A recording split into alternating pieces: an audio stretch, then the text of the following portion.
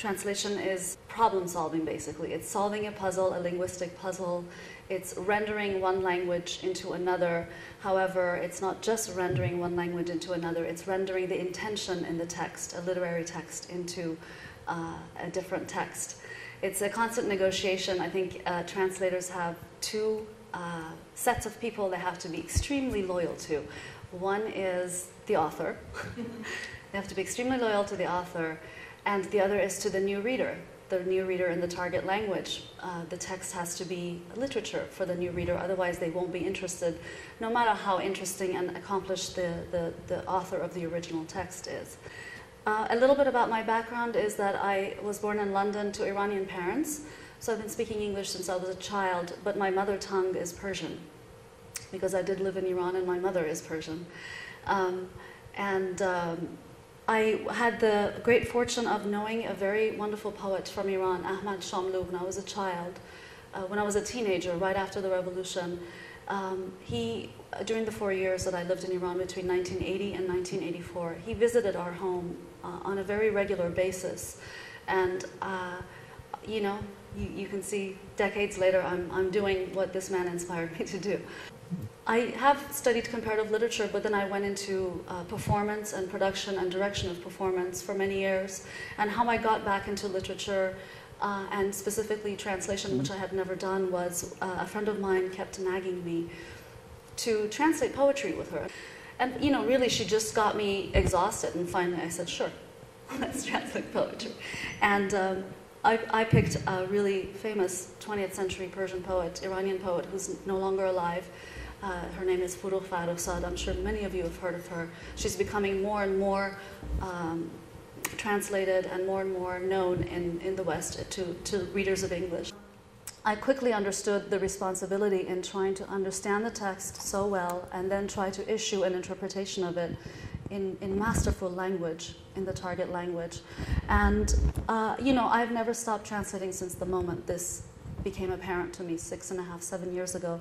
About that time, I began an organization because I realized, well, perhaps the reason why Ahmad Shamlou is not as known to the West as Pablo Neruda is that there aren't enough translations of his work, and he hasn't been contextualized and introduced enough. So that's what actually inspired me to start this organization, and I'll leave some brochures out, which is called the Translation Project, dedicated solely to the translation and introduction of contemporary Iranian literature in multiple languages and in multiple media. So I thought I would start with a subset, and that is Iranian poets who have lived outside of Iran since the 1979 revolution. And there wasn't really a master list anywhere, and so I began putting this list together. 6 years later, this is the result. It's called Belonging: New Poetry by Iranians Around the World. I found a little over 100 poets. So I translated about 30 poets, and 17 are in this book. Today I would like to start by just showing, rolling the sleeves up and showing draft by draft. And I'll start with a poem by Abbas Safari, who lives actually not too far away from here. And he's a wonderful poet. He was born in 1951. So he was a young man when the revolution was happening, and he left right around the revolution in 1979 to come here. Would you mind showing the first transparency? I chose about, I think, 6 drafts of the 20 or so to show you the process. I'm not sure if I can read that from here, but I'll try. This is the actual poem. The original poem is Farda harf mufti bish nabud. فردا هرگز سر قرارداد بامدادیش حاضر نشد.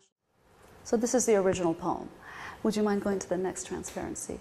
I noticed that in my process, I had skipped this step for a long time, but I noticed that I was cheating myself from all the discoveries that I could make in the text. Translation, of course, is 100% loss. That's what it is. It's 100% loss. And then the translator hopes to gain up to 100%. That's how I look at it. So I realized by skipping this step, I was cheating myself. So I went back to this step. This is a literal word-by-word translation of the poem that I just read for you. Tomorrow, talk, letter, gratuitous, dirt cheap, more wasn't. tomorrow never, on agreement, morning, daybreak, dawn, sunup. Its present appear not, in water's world remain not. This is a word-by-word translation of the poem. So then we'll go to another draft. Tomorrow, it was nothing but an empty promise that tomorrow, upon its morning vow, should rise. We, with cancelled tickets in hand, from dawn's train station, returned home once again. And on that journey back, witnessed many a tomorrow, like no longer does an uninhabited island remain in these forsaken waters of the world. So it's neither a literal translation nor a finished draft. So I just wanted to show you that, the process that a translator goes through. These are the ugly ducklings. Would you mind showing the next one? So now it gets a little bit closer. Then comes a time when you're a little bit freer to work without the original text and just to insert a little bit of interpretation, not too much still. Tomorrow wasn't more than hot air, bullshit, hogwash, or fancy, empty, cheap, drive, big talk, big tall talk. Of course, tone is very important in that first line with this poem. Tomorrow never appeared, arrived, turned up, was present for its morning rendezvous meeting appointment.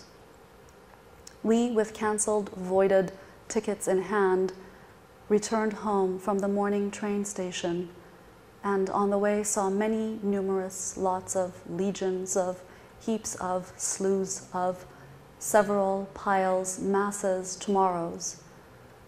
And those are options that the word that was there in Persian could mean. Those are not my random picks. That weighed down from the bent branches of the calendar like unripe apples. Yes, we threw our paper boats too late to water. There are no longer any deserted, abandoned islands in the world's waters. So it's a little bit closer to a finished draft. Now we go to a different draft, a later draft. Tomorrow wasn't more than hot air. Again, same thing up there. Hadn't decided yet. Tomorrow never turned up, showed up for its morning rendezvous meeting appointment of the world. And the writings on the side, this is just a very, very small example of sort of the word choice.